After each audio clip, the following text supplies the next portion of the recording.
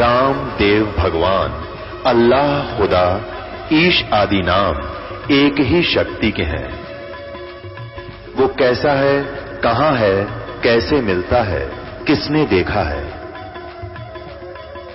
ये प्रश्नवाचक चिन्ह पूर्ण रूप से हटाने के लिए अवश्य सुनिए जगत गुरु तत्वदर्शी संत रामपाल जी महाराज के अमृत वचन, सर्व पवित्र धर्मों के पवित्र शास्त्रों के आधार पर।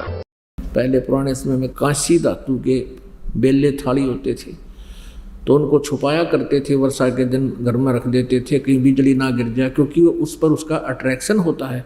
इसी प्रकार जो अच्छी आत्मा दृढ़ भक्त होते हैं उन पर परमात्मा का विशेष आकर्षण होता है और उनको उस बिजली वाले सिद्धांत से प्राप्त होते हैं।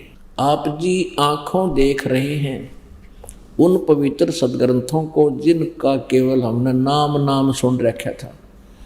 दास बता रहा था कि सन 1988 तक और सन 2001 तक दास ने वेदों का ये नहीं पता था ये कैसे होते हैं। वेद सुने थे और आज बच्चा बूढ़ा बुजुर्ग भाई बहन सब इन वेदों को पढ़ रहा है और समझ रहा है और इनके ज्ञान को घोट के सब न सुना रहा है। अब फिर देखिएगा और थोड़ा सा क्लियर करते हैं, फिर आपको कथा सुनाते हैं। ये ऋग्वेद मंडल नंबर 9 सूक्त 82 आप पढ़ रहे हो। आपने प्रथम मंत्र पढ़ा अभी, अब दूसरा पढ़ेंगे यहाँ पर। हे परमात्मन, उपदेश करने की इच्छा से आप, यानी ज्ञान देने के लिए उपदेश करने की इच्छा से आप महापुरुषों को प्राप्त होते हो। आप अत्यंत गतिशील पदार्थ के समान यानी बिजली की तरह चलकर हमारे आध्यात्मिक यज्ञ को प्राप्त होते हैं। आप कबीर देव हैं। ये इन्होंने सर्वज्ञ अर्थ गलत कर दिया। यदि यजुर्वेद का अर्थ कर दे तो उसने कैसे पहचानेंगे? कोई पुस्तक है अनमोल, तो ये कबीर देव हैं। आप कबीर देव हैं, शुद्ध स्वरूप हैं। हमारे पापों को दूर करके हे सोमन, हे अमर परमात्मा, हमको सुख दें।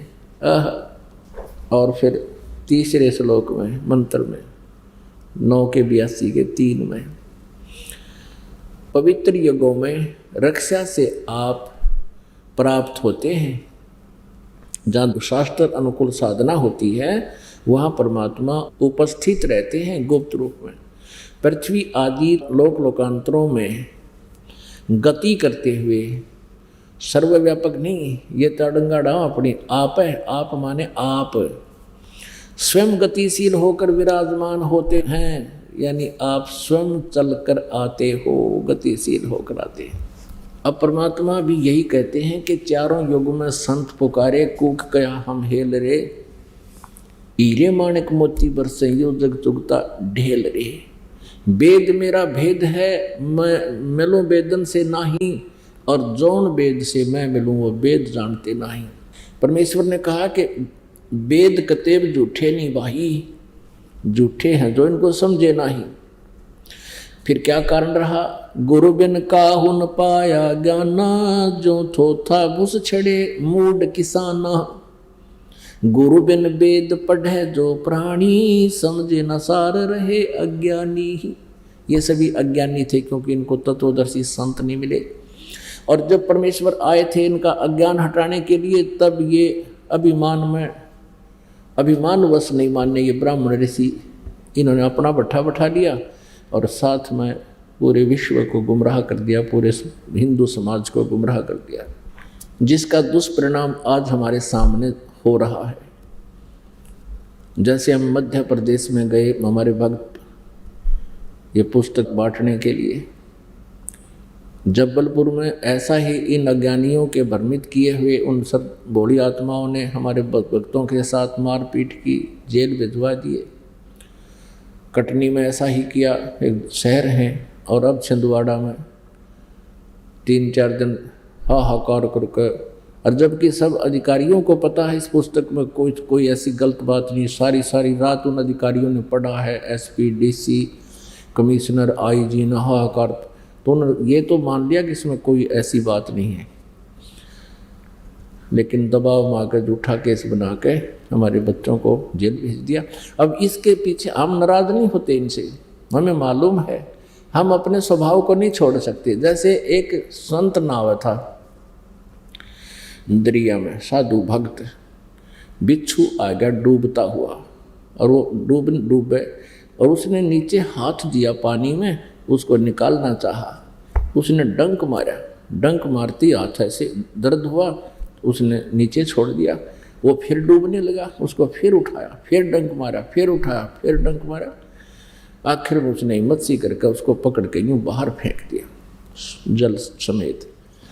एक व्यक्ति स्नान कर रहा था, कोई ऐसे ही मनमुखी जो भक्त भगवान से परिचित नहीं था, वो कहने लगा भगत जी आप भी कति मूर्ख हो, अरे ये तेरा डंक मार रहा है और तू इसको बचाने की चेष्टा कर रहा है, चल एक बार होगी बात, मरने दे उसको, डूबने दे। तब संत ने कहा, भगत ने कहा कि भाई इसका स्वभाव ऐसा है कि भला करते भी ये बुरा करते हैं, और मेरा स्वभाव ऐसा है कि हम इनको डूबने नहीं दें, हम हमारे अंदर दया भरी पड़ी है। जब ये अपना स्वभाव नहीं त्याग रहा तो मैं कैसे छोड़ दूं अपने स्वभाव को, मैं हार माननी है को ना। तो पुण्यात्माओं, ये तो इन अज्ञानी ऋषियों ने बिच्छू बना दिए और अब ये डूब रहे हैं, हमारे पूर्वज डुबो दिए। अब हम सोच रहे हैं किसी प्रकार इनको इससे ऊपर उठाएं, और ये डंक मार रहे हैं और हम फिर भी चेष्टा कर रहे हैं और करते ही रहेंगे। कभी तो ये बाहर पड़ेंगे जाकर, कभी तो आंखें खुलेंगी इन बोली आत्माओं की, फिर रोया करेंगे बैठकर हमने जुल्म कर दिया, अपने भाइयों और बहनों के साथ ऐसा जुल्म किया। फिर पछताया करेंगे और पूरा विश्व गुण गाया करेगा उस कबीर भगवान की। ये दास वो दिन देखना चाहता है कि किस दिन आए परमात्मा के सब बच्चे, और पूरे विश्व में परमात्मा ने लिखा, कबीर परमेश्वर जी ने 600 वर्ष पहले धर्मदास से कह दिया था कि कलयुग की पिछली पीढ़ी में जब ये ज्ञान प्रचार किया जाएगा उसमें मैं आऊँगा या अपने कोई प्रतिनिधि को भेजेंगे। पूरे विश्व में मेरा ही ज्ञान होगा, मेरी ही भक्ति होगी, और कोई भक्ति विश्व में रहेगी नहीं। जो भक्ति करेगा तो यही करेगा। तो परमात्मा का वचन खाली नहीं हो सकता, मिट नहीं सकता। ब्रह्मांड नष्ट हो सकते हैं, परमात्मा का वचन खंड नहीं हो सकता। उस दिन की अब शीघ्र ही आने वाला है, ऐसा लगता है। परमात्मा के बच्चे कितने जागरूक हो गए। 10वें दिन समागम होता है, आना जाने वालों की कितनी भीड़ लगने लगी है। और वो नकली तो 6 महीना में एक बार करें, वो सारे इकट्ठे हो जाए, सोचो पता नहीं कितने का आगे। अब यहाँ बेचारे अपना टाइम सा निकाल कर आते हैं। एक समागम में कुछ परिवार के सदस्य आते हैं, दूसरे में कुछ आते हैं, तीसरे में ऐसे अपना सत्संग सुनते रहते हैं और काल के उसको लून भी खींच रहे हैं। तो इस प्रकार अब वो दिन ऐसा लगता है शायद शीघ्र ही आ जाए और सभी सुखी होंगे, पूरे विश्व में शांति होगी। ये हाहाकार मच रही, जजों के बारे में भी ये हाहाकार मच रही है कि कुछ जज भी भ्रष्ट हो गए। बता फिर कहाँ रह गया ये संसार में। इन जनता और राजनेताओं का पीड़ित किया हुआ व्यक्ति कोर्ट की शरण में जाता है और वहाँ कोई किसी भ्रष्ट जज का चढ़ जाए तो वो उसका नाश कर देता है। तो ये माया के लिए पैसे की आग लगी सबका, दीन धर्म खत्म होने लगे। तो फिर क्या होगा कि ये हवस खत्म हो जाएगी। सतगुरु मिला तो इच्छा मेट पद्मल पदे समाना, और चल हंसा उस लोक पठाऊं जो आज मरस्थ। आज जो माया को जोड़ना चाहते हैं, फिर इससे हाथ जोड़ेंगे कि यह घड़ी ना आवे। हाथ जोड़ना पड़ेगा, भगवान हमने घड़ी नहीं चाहिए। सिर्फ टाइम पास करना ही आपको दिखाई देगा।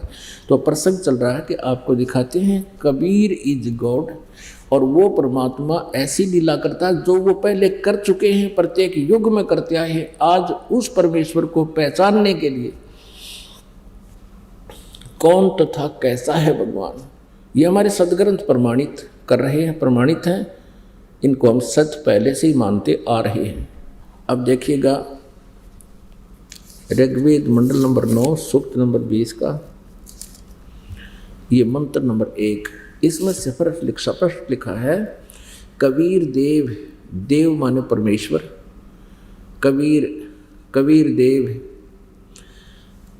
वह परमात्मा कबीर देव है। यहाँ लिखना चाहिए था यजुर्वेद की तरह वो कबीर देव है और सबका रक्षक है, विद्वानों की तृप्ति के लिए ज्ञान को देता है, सहनशील है, संपूर्ण दुष्टों को संग्राम में तरकृष्ट करने वाला है, यानी आध्यात्मिक ज्ञान में सबको पराजित कर देता है वो परमात्मा। आप परमात्मा जिन जिन महापुरुषों को मिले उनमें से अभी आपको नाम बताए थे, उनमें से एक हैं जो परमात्मा उन दृढ़ भक्तों को, अच्छी आत्माओं को मिलते हैं।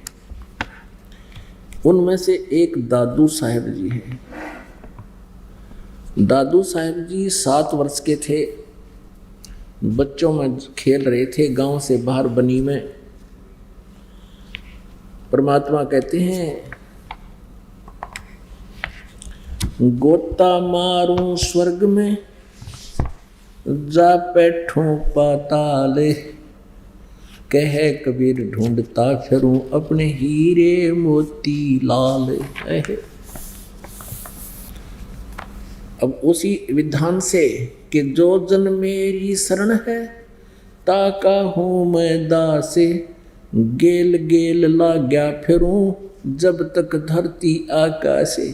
पुण्यात्मा, जो पुण्यात्मा एक बार परमात्मा की शरण में आकर इस नाम से जुड़ गया और गुरुद्रोही हुआ नहीं, भक्ति ना की कुछ की, वो रह गया काल के जाल में।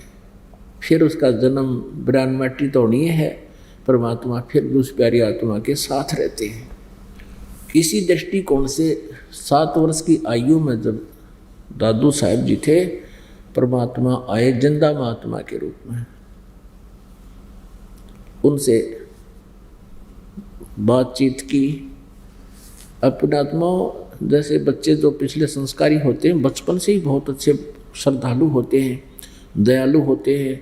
जैसे नानक साहब जी के बारे में हम सुना करते थे, पढ़ा करते थे कि उनके पिता ने सौदा करने के लिए भेज दिया, क्योंकि वो व्यापारी थे। 500-700 रुपये दे दिए और वहाँ साधुओं को भंडारे कर दिए। उनका स्वभाव होता है सर। ऐसे ही जब परमेश्वर कबीर जी आए साधु रूप में, जिंदा महात्मा रूप में, तो बालक दादू जी ने चरणों में प्रणाम किया और बहुत प्यार से उनसे बात करने लगे। आज महाराज जी बैठ जाओ, आप कौन हो, कहाँ से आए हो। फिर परमात्मा ने अपने सारी कहानी सुनाने की शुरू की। तो उस समय वो चर्चा सुनाते सुनाते परमात्मा उनकी आत्मा को निकाल कर ले गया। दादू साहब अचेत हो गए, बेहोश हो गए। गांव में आकर बच्चों ने बताया कि एक बाबा जी ने पता नहीं क्या कर दिया, बाबा जी चला गया और दादू जी, दादू राम नाम था इनका, दादू राम बेहोश हो गए। घर के उठा के लाए, घर ले आए, वैद्यों को दिखाया, सब ने जंतर मंत्र भी कर लिए, होश में नहीं आए। तीसरे दिन 3 दिन और 3 रात बेहोश रहे और तीसरे दिन परमात्मा ने उस आत्मा को वापस भेज दिया। ऊपर का सब कुछ अपनी समर्थता दिखा करके, अपना सामर्थ्य से परिचित करा के सभी ब्रह्मांडों को दिखा करके वापस छोड़ दिया। तब दादू साहब जी ने परमात्मा की महिमा कलम तोड़ बोली है, कही है। जो जो शरण कबीर के वो तिरगे अंत अपार, दादू गुण के ताकहूँ कहते न आवे पार। कबीर करता आप है दूजा ना कोई, दादू पूर्ण जगत को हो भक्ति दरडावे सोए। पूरे जगत को दादू साहब कह रहे हैं केवल कबीर जी ही भक्ति का यथार्थ मार्ग देते हैं और किसी के पास नहीं। ठेका पूरा होवे जब सब कोई तज शरीर, दादू काल गंजय नहीं, जपै जो नाम कबीर। दादू साहब जी कह रहे हैं कि एक दिन मृत्यु तो सभी की होगी जब समय पूरा होगा, लेकिन उस समय परमात्मा का सत्य नाम, कबीर जी का यथार्थ नाम जिसके पास है, उसको काल पकड़ नहीं सकता, रोक नहीं सकता। आदमी की आयु घटे तब यम घेरे आए, सुमरण किया कबीर का दादू लिया बचाए। मेट दिया अपराध सब आ मिले चन माही, दादू संग ले चले कबीर चरण की छाही। सेवक देव निज चरण का दादू अपना जाने, भृंगी सत्य कबीर ने है कीन्या आप समान। दादू अंतर्गत सदा छन छन सुमरण ध्यान, वारो नाम कबीर पर पल पल मेरे प्राण। सुन सुन साख कबीर की काल नवावे माथे, धन धन तीनों लोक में दादू जोड़े आठ। सुन सुन साख कबीर की, साख माने महिमा, परमात्मा की समर्थता की वाणी को सुन सुन कर, और काल का कहते माथा झुक जाता है। आए समर्थ की वाणी कौन बोल रहा है, मेरा तो नाश हो गया। इसलिए तक कबीर परमेश्वर की वाणी को इसने रिजेक्ट करवा रखा था। और जो परमात्मा कबीर जी की वाणी भी पढ़ते हैं वो भी बहुत सी आपदाओं से बच जाते हैं, लेकिन मोक्ष होगा पूरा कोर्स करने से, पूरा ही। जैसे कोई रोगी है, उसको कोई पीने की दवाई, कैप्सूल, टैबलेट्स दे रखी, वो सारी ही खानी पड़ेंगी। तो ऐसे परमात्मा को पाने के लिए 3 मंत्र का जाप, यज्ञ, जो 5 यज्ञ, दान धर्म सेवा सत्संग श्रवण, ये सभी करने पड़ते हैं। सुन सुन साख कबीर की काल नवावे माथ, मस्तक नवा लेता है काल, नीचा कर लेता है। दन दन हो तीनों लोक में दादू जोड़े हाथ, केरी नाम कबीर का ये विखम काल गजराज, दादू भजन प्रताप से ये भाग गए सुन के आवाज। अब क्या बताते हैं 21 ब्रह्मांड में। अब जैसे गीता जी अध्याय नंबर 15 के श्लोक नंबर 16 और 17 में 3 भगवान क्लियर कर दिए इसने, सरपुरुष, अक्षर पुरुष, और तीसरा उत्तम पुरुषत्व अन्य है। पुरुषोत्तम तो कोई और है, वो तीनों इन दोनों से अलग है, सरपुरुष और अक्षर पुरुष से, और वही तीनों लोकों प्रवेश करके सबका धारण पोषण करता है। और वही वास्तव में अविनाशी है, उसी को परमात्मा कहा जाता है। फिर 15वें जाके 18वें श्लोक में अपने विषय में कहता है कि मेरे 21 ब्रह्मांड के अंदर जितने भी प्राणी हैं उनसे मैं उत्तम हूँ, उनसे मैं तगड़ा हूँ, इसलिए मैं पुरुषोत्तम नाम से प्रसिद्ध हो रहा हूँ। लोक वेद के आधार पर, दंत कथा से मैं, क्योंकि जितने भी मेरे अंतर्गत प्राणी हैं इनसे मैं तगड़ा हूँ, इसलिए मैं पुरुषोत्तम प्रसिद्ध हो रहा हूँ। लेकिन उत्तम पुरुषत्व अन्य, पुरुषोत्तम तो कोई और है। 15 जाके 17 में मैं कति क्लियर कर दिया। तो यहाँ दादू साहेब जी का कहने का तात्पर्य भी यही है। क्या कह रहे हैं? केरी नाम कबीर का और विखम काल गजराज, दादू भजन प्रताप से ये भाग गए सुनत आवाज। जैसे हाथी कितना तगड़ा, कितना मजबूत प्राणी होता है, पशु है, और जंगल में मदमस्त घूमता है। परमात्मा कहते हैं यो काल भी छोटी माया को ना, इसने तो समझ लो हाथी है यो। और हाथियों में भी गजराज, यानी हाथियों का भी राजा सबसे तगड़ा, क्योंकि जिसमें शक्ति ज़्यादा हो वो राजा होया करे। इस काल के लोग का भी धान है, जिस दौरान 10 लठ ज़्यादा हो गए वो राजा हो गया, जिसके पास सेना घनी होगी वो राजा हो गया, जिसकी पहले अपनी ताकत जिसके पास अधिक होती थी वो राजा होता था। सब ने कूट छेद के अपना सीधा कर ले तक मेरे अधीन हो जाओ। तो जैसे इस काल को तो समझो हाथी अस्थि, और परमात्मा के इस नाम को मंत्र को समझो, कबीर जी को समझो बब्बर शेर केहरी। और हाथी कितना तगड़ा हो और आसपास आके शेर एक बार अपने चंगाड़ मार दे, अपनी एक बार दहाड़ मार दे, हाथी लीद कर देता है। और मुंडी गोवर भाजन की सोचा करो, आ गया पाछे थे। केरी नाम कबीर का विषम काल गजराज, दादू भजन प्रताप से ये भाग्य सुनत आवाज। ये खुद भी कहता है कि मैं तो लोक वेद के आधार से पुरुषोत्तम प्रसिद्ध हो रहा हूँ। आई एम नॉट पुरुषोत्तम, पुरुषोत्तम तो कोई और है। गीता जी दैन विराट के श्लोक नंबर 1 के उत्तर में मंत्र 3 में कहा कि वो तो परम अक्षर ब्रह्म है। वो परम अक्षर ब्रह्म जो मूल संसार रूपी वृक्ष की जो जड़ है वो है।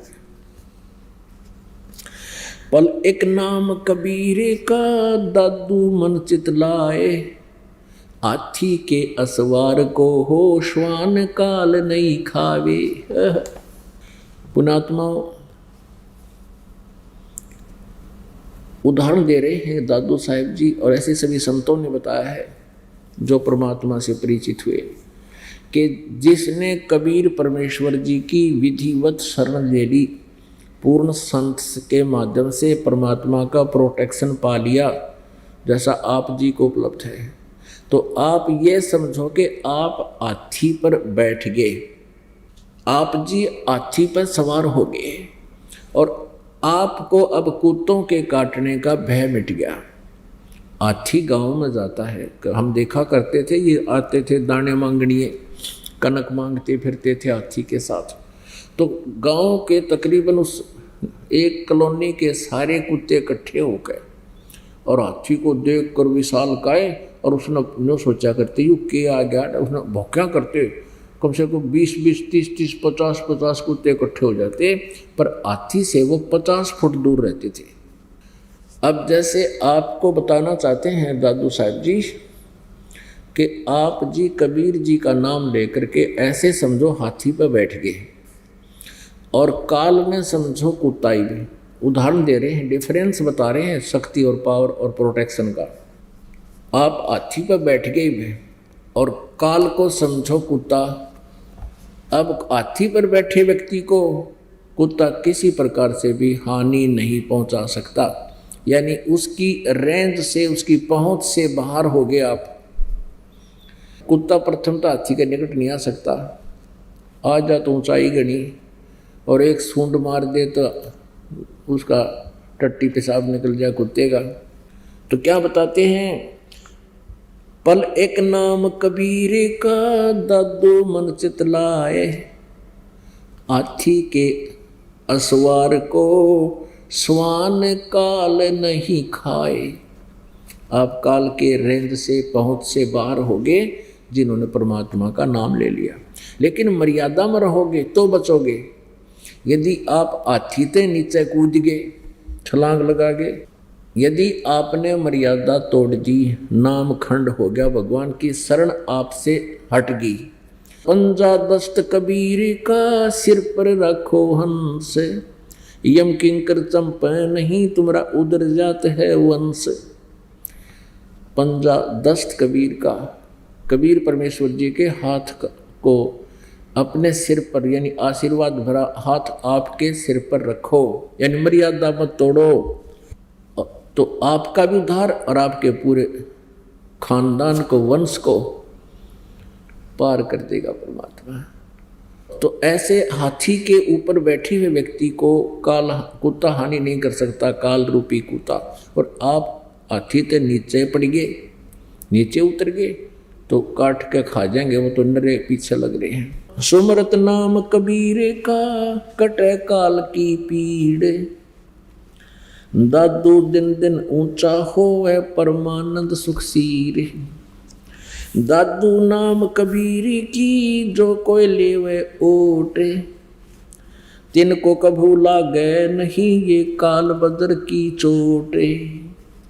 अब दादू साहब जी कह रहे हैं कि जो परमेश्वर कबीर जी की ओट में आ गया, उनकी आड़ ले ली, शरण ले ली, उनको काल के अटैक नहीं होंगे।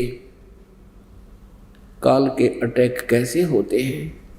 अब ये क्या करता है, जब तक इस पुण्यात्मा के पुण्य साथ है तब तक ये कितने तो जुल्म करो और कितनी उच्च पदवी प्राप्त कर लो, और जिसमें इसकी बैटरी डिस्चार्ज हो जाएगी, पुण्य समाप्त हो जाएंगे, भविष्य में कोई सत साधना इसके पास नहीं है, प्राणी के पास, फिर तुरंत अटैक कर देगा, इसको मार देगा। कबीर परमेश्वर जी कहते हैं, कहाँ जन्मे पाले पोसे, खूब लड़ाए लाडे, ना जाने इस देह के कहाँ खंडेंगे आड़। परमात्मा कहते हैं कि देखो, हमें समझाना चाहते हैं, माता पिता ने तुमको कितने प्यार से पाला पोसा और कितने लाड किए आपके, और ना पता, और आप फिर उसी प्यार के वश इस परिवार को, संपत्ति को अपना मानते हो। परमात्मा कहते ना पता कित आड़ खंडेंगे इस शरीर के। परमात्मा कहते हैं, कबीर कहाँ गर्भी हो, काल गह कर केश, ना जाने कित मारेगा भाई के घर के परदेश। आप जी परमात्मा के इस ज्ञान से प्रभावित हो जाते हो, होना चाहिए, क्योंकि आपको डर लगना चाहिए कि भगवान इतनी दूर से आकर परमेश्वर हमें क्या बताने आए थे, और क्या वो कोई भाट नहीं थे, कोई डूम नहीं थे, उनका कोई उद्देश्य रोजी रोटी का धंधा नहीं था, वो तो अपने कपड़ा बन के खुद खाया करते थे और शेष बचे हुए को भंडारा करते थे। अब पुण्यात्मा, एक आंध्र प्रदेश का मुख्यमंत्री हेलीकॉप्टर में जावा था, और हेलीकॉप्टर पता नहीं, जब बैटरी डिस्चार्ज हो जाती है इन्वर्टर की, तो फिर घोर अंधेरा हो जाता है। उसका तीसरे दिन शव मिला था, और वो जब चल रहा था हेलीकॉप्टर में, क्या क्या उम्मीदें होंगी, क्या क्या आशाएं होंगी, ऐसे कर दूंगा, जल्दी चलता हूँ, ऐसा करूँगा, ऐसा करूँगा। परमात्मा की ये वाणी याद रखनी चाहिए कि कहाँ जन्मे पाले पोसे, खूब लड़ाए लाड, ना जाने इस देह के कहाँ खंडेंगे हाड। ऐसे ही करना। अरुणाचल का मुख्यमंत्री पीछे से, उसकी तो मेरे ख्याल 6-7 दिन में लाश पाई, वो भी ऐसे मृत्यु को प्राप्त हुआ। ऐसे एक पोलैंड देश का पूरा मंत्रिमंडल, कैबिनेट, जिसमें 96 आदमी थे, प्रधानमंत्री तक एक एयर क्रैश में, जहाज के एक्सीडेंट, हवाई जहाज के एक्सीडेंट होने से सारे मर गए। और उससे पहले वो के कुफर तोल रहे होंगे, कितना न सता रहे होंगे, पता नहीं के उम्मीद लगा रहे होंगे। तो यहाँ परमात्मा हमें याद दिलाते हैं, कबीर कहाँ गर्भियो, काल गह कर केश। कहते काल तेरे बाल पकड़ेगा, और पकड़ कर बाल सिर के पता नहीं कित पटकेगा ठाके, ना जाने कित मारेगा यो, क्या घर क्या परदेश। करा कित ठोक देगा। जब सांस पूरे होंगे, वहीं 1 सेकंड का भी समय आपको काल नहीं देगा। और जिस समय आप परमेश्वर कबीर जी की शरण में आ जाओगे, ये वज्र है काल के। वज्र माने ये भयंकर हथियार, तीर। जब लग हंसा हमरी आना, काल लग नो तेरा बाण। जब तक हंस तू मेरी आन कान में मर्यादा में रहेगा, तब तक इस काल का अटैक मेरी आत्मा पर नहीं हो सकता। तब तक तेरा ये काल के ये चोट काल नहीं मार सकता आपके, जो इस तरह ये मार रहा है। तो यहाँ दादू साहिब जी क्या बताते हैं, दादू नाम कबीर की जय कोय लेवे ओटे, तिनको कभू लागे नहीं काल बजर की चोटे। किसी का बेटा मार दिया, किसी बेटी मार दी, ये घटना नहीं घटने देगा। नियत साबत से मर्यादावत आधीनी पूर्वक सत साधना करते हुए दान पूर्वक करते रहेंगे परमात्मा की मर्यादा अनुसार, तो ये घटना परमात्मा नहीं घटने देता। हम गलती कर देते हैं, थोड़ा सुख होते ही हम भूल जाते हैं, परमात्मा के नियमों का उल्लंघन कर जाते हैं लोक लाज में आके। अब किस प्रकार हमने साधना करने से परमात्मा कबीर जी हमारी मदद करेंगी। तन मन शीस ईस अपने पे, तन मन शीस ईस अपने पे, पहले में चोट चढ़ावे जब कोई राम भगत गत पावे हो जी, जब कोई राम भगत गत पावे हो जी। यानी परमात्मा से लाभ लेना है ना, तो तन मन शीस ईस अपने पे, पहले में चोट चढ़ावे।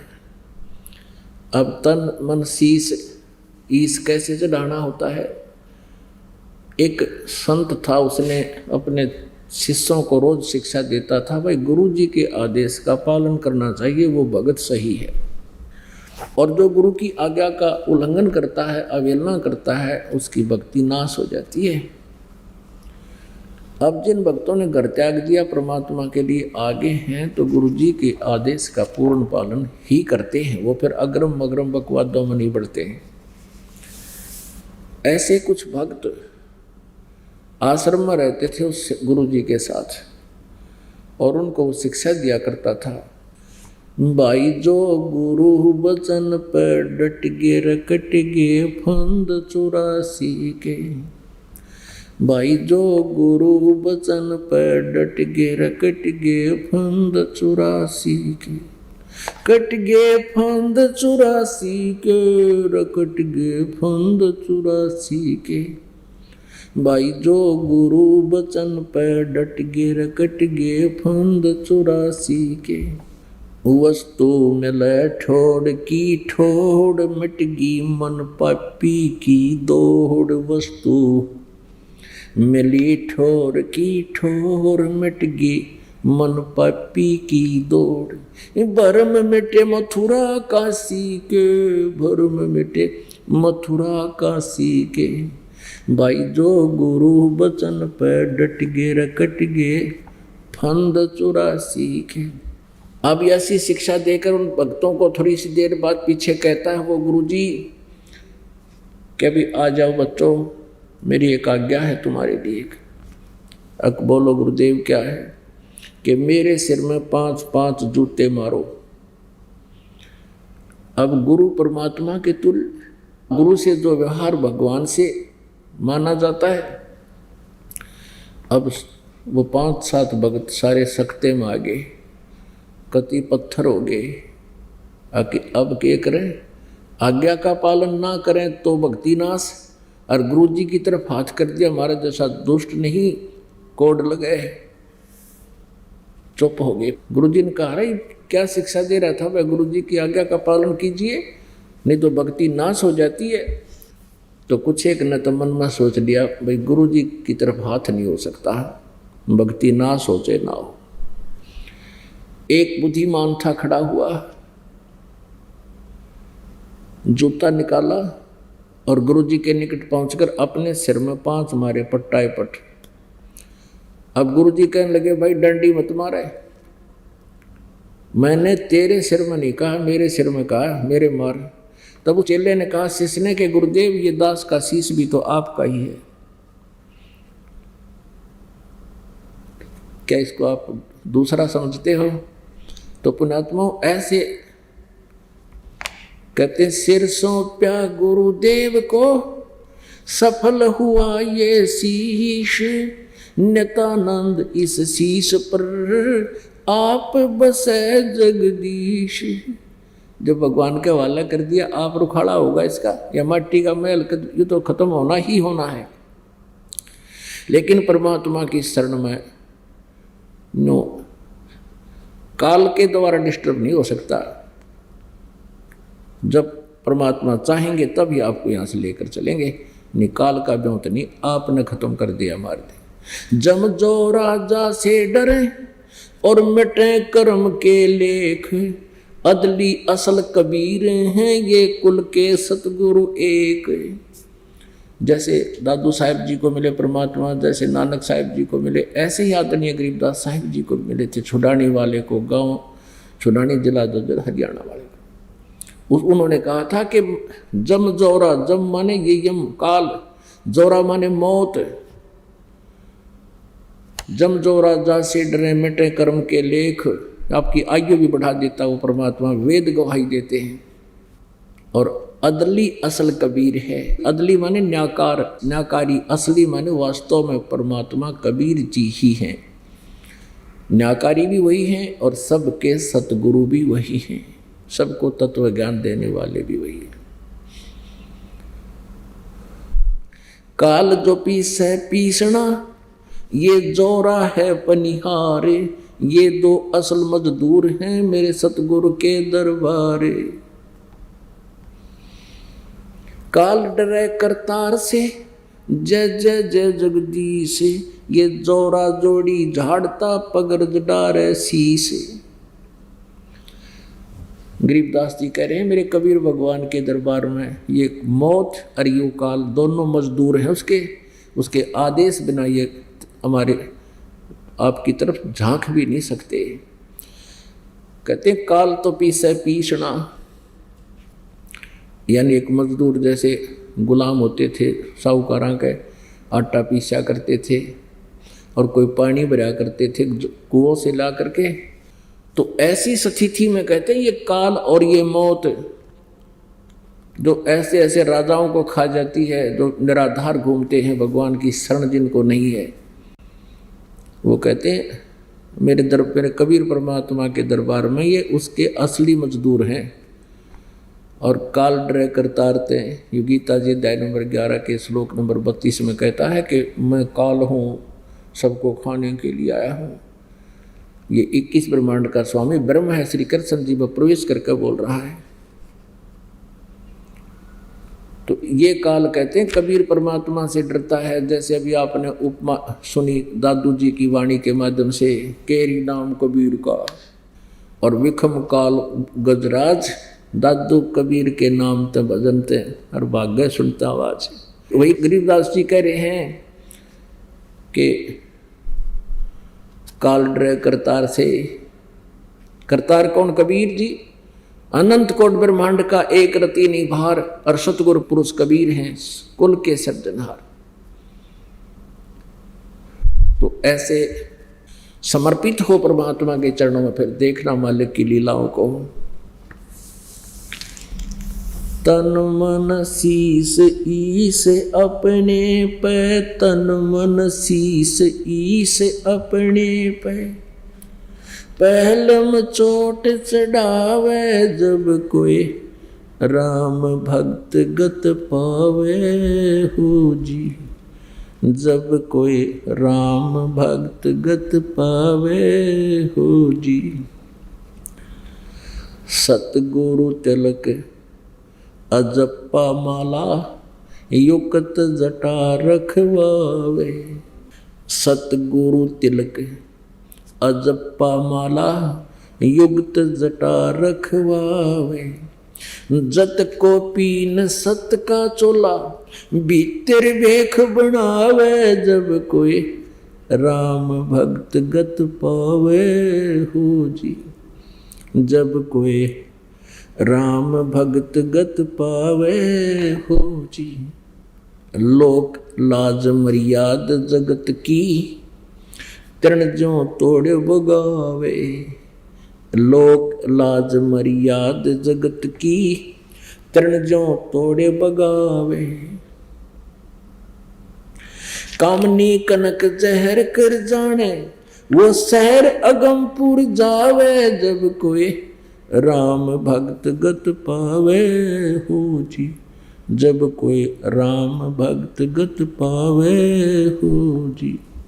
जो पति बरता पति से राती आन पुरुष ना भावे। जो पति भरता पति से राती आन पुरुष ना भावे। बस पीहर में सुरत प्रीतम में न्यो कोई ध्यान लगावे। जब कोई राम भक्त गत पावे हो जी। जब कोई राम भक्त गत पावे हो जी। निंदा सतुति मान बढ़ाई मन से मार गिरावे। निंदा सतुति मान बढ़ाई मन से मार गिरावे। अष्ट सिद्धि की अटक न माने आगे कदम बढ़ावे। जब कोई राम भक्त गत पावे हो जी। आशा नदी उलट के डाटे आडा बंध लगावे। आशा नदी उलट के डाटे आडा बंद लगावे। बहुजल खार समुंदर में बहुड़ न खोड़ मिलावे। जब कोई राम भक्त गत पावे हो जी। भाई गगन महल गोबिंद गुमानी पलक माही पहुँचावे। गगन महल गोबिंद गुमानी पलक माही पहुँचावे। नितानंद माटी का मंदिर ये नूर तेज हो जावे। जब कोई राम भक्त गत पावे हो जी। जब कोई राम भक्त गत पावे हो जी। अब ये नितानंद जी जो थे ये विष्णु जी के उपासक थे और एक गुमानी दास नाम के वैष्णव परंपरा के संत से उपदेश ले रखा था। फिर इसने साथ साथ कबीर परमेश्वर जी के ग्रंथ का भी अध्ययन कर लिया। इसने फिर अपनी वो खिचड़ी ज्ञान से मिला मिलू के महिमा तो सतलोक की गाने की चेष्टा की है, लेकिन वो सतनाम वास्तविक मंत्र ना होने से ये वो यथार्थ स्थान प्राप्त नहीं कर सके। फिर भी हमने इन्होंने जो मार्गदर्शन किया है इसका बहुत कुछ अच्छा निष्कर्ष हम अपने हिसाब से निकाल लेंगे। इसमें वही परमेश्वर के द्वारा बताई हुई वाणी है कि लोक लाज ना कीजिए निर्भय हो रहिए और यो मन भक्त संत को दीजिए तो गोविंद पाइए। उसी के आधार से ये क्या कह रहे हैं, परमात्मा के पाने में सबसे पहले क्या बताते हैं, सतगुरु तिलक। तिलक लगाते हैं ना कि सबसे आदरणीय स्थान होता है माथा मस्तिष्क, यहाँ तिलक लगाते हैं। कहते इस तिलक की जरूरत को ना अपने गुरुदेव को सिरोधार्य रख, गुरुदेव को ही तिलक समझ ले। माथे के मोड़ तिलक गुरु जी को इतना सत्कार दे, तू इतना अपना उसको तिलक के रूप में सबसे आगे रखे। सबसे पहले तिलक दिखाई देता है भगत का, तो कहते हैं गुरु जी को इतना सत्कार दे तू। और अजप्पा माला सांस का सिमरण हो। और ये ऊपर बड़ी बड़ी जटा रखाने से नहीं, सत साधना की जटा रखा। और जत को पिन सत का चोला, यानी अपना धर्म पर रहे। जैसे यति पुरुष होता है, जति सती बोलते हैं जिसको, सती वो बहन होती है, पति भरता स्त्री, और जति जो एक पत्नी व्रत रखता है उसको जति बोलते हैं। तो ऐसे ही परमात्मा के अतिरिक्त अन्य किसी देव भगवान से किसी प्रकार की आध्यात्मिक लाभ की इच्छा मत रखना, नहीं तो तू जतपने से गिर जाएगा, यानी पति भरता पद से गिर जाएगा। फिर क्या बताते हैं, लोक लाज मर्याद जगत की तरण ज्यों तोड़े बगावे। सबसे बड़ा दुश्मन है ये लोक लाज। और कहते हैं इसको जैसे डिकड़ा सा तोड़ के फेंक दे इस लोक लाज का, तब भगवान के निकट आएगा। परमात्मा कहते हैं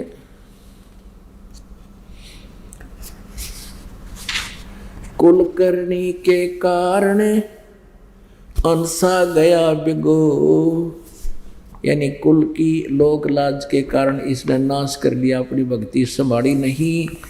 और कहते हैं फिर ये कुल के कर लेगा जब तू चार पाया का हो।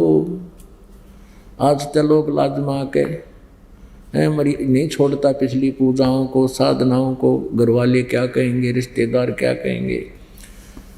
कहते फिर यू कुल तेरी के मदद करेगा जब तू चौपाया पशु बन जाएगा, ये कुछ नहीं मदद करेगा। और ये साधना और ये दृढ़ता तेरी सदा काम देगी। अब मीराबाई का भी इतिहास आप देखते हो, कितना उसने संघर्ष किया अपने ज्ञान होने के बाद। पहले तो मंदिर में जाया करती थी, फिर परमेश्वर कबीर जी और रविदास जी उनको सत्संग करते हुए मिल गए जब वो मंदिर से आ रही थी। उसके बाद उसकी इतनी दृढ़ होगी कि सचमुच परमात्मा कोई और है। और उन्होंने पहले रविदास जी से उपदेश लिया, फिर परमेश्वर। अब रविदास जी से उपदेश इसलिए लिया, दिलवाया परमेश्वर ने कि वो ठाकरों की लड़की थी, रविदास जी चमार जाति से थे। इसकी फड़क निकाल दें, कहीं इसके अंदर जाति अभिमान ना रह जा। और अभिमान जीव का शत्रु है। किसी भी प्रकार से, किसी भी दृष्टिकोण से मान बढ़ाई आगे तो भगवान साथ नहीं देता। तो मीराबाई भी पक्की थी। जब रविदास जी ने कहा कि बहन मैं चमार जाति से हूँ और आप ठाकुरों की बेटी है, कल ने देख लिए दुनिया तुझे जीने नहीं देगी, कहा मुझे गुरु बनाने आ गई तू। तो मीराबाई ने कहा कि उन महात्मा ने कहा, वही थे कबीर साहब दोनों, उनकी लीला, कबीर जी की लीला थी, बोली बतलाई बात थी। उन्होंने कहा है, और महाराज जी मैं कच्चे काम नहीं करती, आप मेरे पिता में आपकी बेटी, मेरा नाम दे दो, बाढ़ में जाओ, ये समाज और कुल है। तो पुण्यात्माओं न्यो बना कर बात। फिर वो उपदेश लेकर के सत्संग, क्योंकि परमात्मा आते थे उस नगरी जहाँ वो ब्याह रखी थी, उसका पति मर गया था। वो तो नेक आदमी था पहले, वो उसको मना नहीं करता था, मंदिर में जाती थी। लेकिन उसके देवर ने इस दृष्टिकोण से कति प्रतिबंध ला दिया कि तू घर से नहीं निकलेगी, दुनिया थूकेगी हमारे को कि तुम्हारी भाभी बाहर जाती है, उसका पति सिर पे है नहीं। लेकिन पहले तो मंदिर में जाया करती, फिर वो जान लगी रात ने भी सत्संग में, तो उसको जान से मारने का प्रयत्न किया। विष पिला दिया मीराबाई को उसने, और विष भी पी गई डरती, भाई कोई बात ना। कहता या तो पी ले ना, तलवार से काटूंगा। मीरा ने सोचा तलवार से दर्द होगा, विष पी लेती हूँ, मौत तो वो करे, मारे तो गाय ही। विष पी लिया, नो की नो बैठी। कहते हैं मीराबाई को मारने लागे, जहर का प्याला प्यारे, पीवत ही अमृत हो लाग्या, हो गया सर्द ही यारे। कहाँ तो वो जहर इतना भयंकर पिला दिया और अमृत जैसा हो गया परमात्मा की कृपा से, नहीं मरी। और भी बहुत से प्रयत्न करे पर वो नहीं मरी। अंत में मीराबाई की माँ को बुला लिया उसने, उसके देवर ने, राजा था वो, और कहा मौसी तो समझा दे, इसने हमारी इज्जत का नाश कर दिया। पहले दिन में मंदिर में जाती थी, अब रात में सत्संगों में जाती है। अब संसारिक लोग तो इतनी ही बात जानते हैं। मीराबाई की माँ क्या कहती है, सत्संग में जाना मीरा छोड़ दे, सत्संग में जाना मीरा छोड़ दे, हाय मारी लोग करें तकरार, सत्संग में जाना मीरा छोड़ दे, हाय मारी लोग करें तकरार, सत्संग में जाना मीरा। अब मीराबाई क्या कहती है, सत्संग में जाना मेरा ना छोटेरी, सत्संग में जाना मेरा ना छोटेरी, हारी चाहे जड़ के मरो संसार, सत्संग में जाना मेरा ना छूटेरी, हारी चाहे जड़ के मरो संसार, सत्संग में जाना मेरा ना छूटरी। तेरे सत्संग के राह में, थारे सत्संग के राह में, आए वहाँ पर रहते हैं काड़े नाग, कोई कोई नाग तन डस ले वही। आए वहाँ पर रहते हैं काड़े नाग, कोई कोई नाग तन डस ले वही। जब सतगुरु मारे मेरे करेरी, जब सतगुरु जी की मेरे होवेरी, हारी व तो सरप गंडे वे बने जाव, सत्संग में जाना मेरा ना छूटेरी।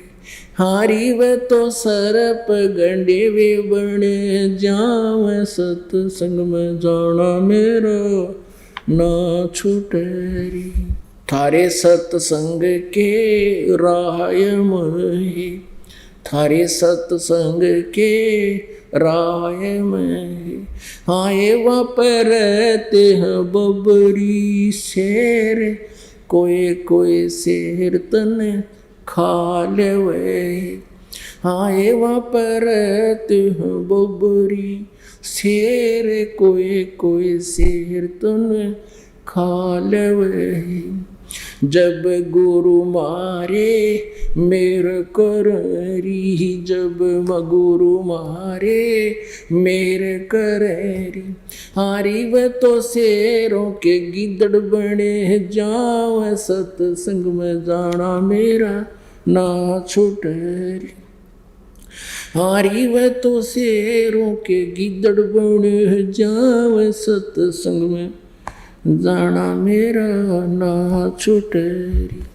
थारे सत्संग के बीच में, थारे सत्संग के बीच में, आए वहाँ पर रहते हैं साधु संत, कोई कोई संत तन ले रमे।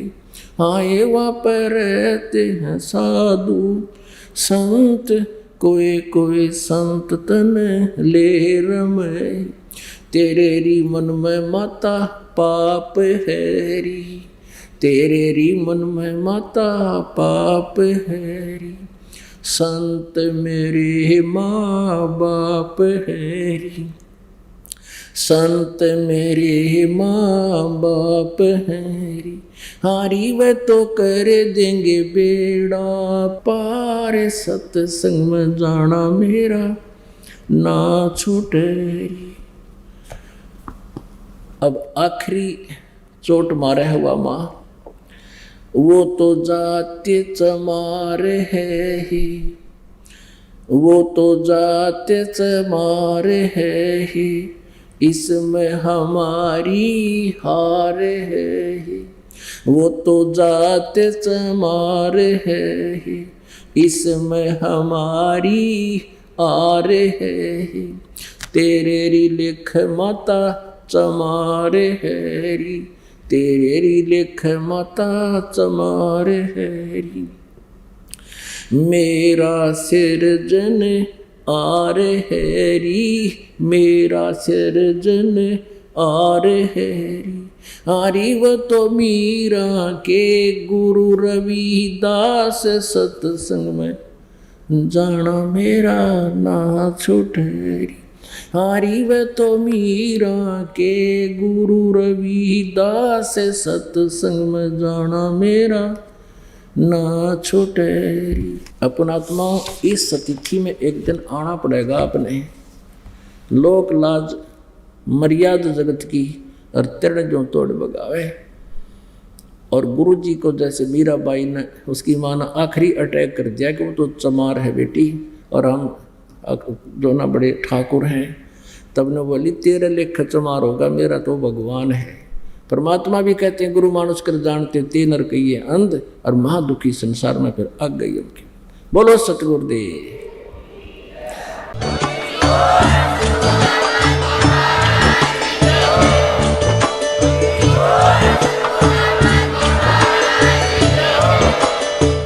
सुन रहे थे जगत गुरु तत्वदर्शी संत रामपाल जी महाराज जी के मंगल प्रवचन। अधिक जानकारी के लिए विजिट कीजिए हमारी वेबसाइट www.jagatgururampalji.org। संत रामपाल जी महाराज जी के शुभ आशीर्वाद से पूरे विश्व भर में 500 से भी ज्यादा नाम दीक्षा केंद्र हैं, जिन पर संत रामपाल जी महाराज जी द्वारा ऑनलाइन निशुल्क नाम दीक्षा दी जा रही है। अपने नजदीकी नाम दीक्षा केंद्र का पता करने के लिए संपर्क करें 8222880541।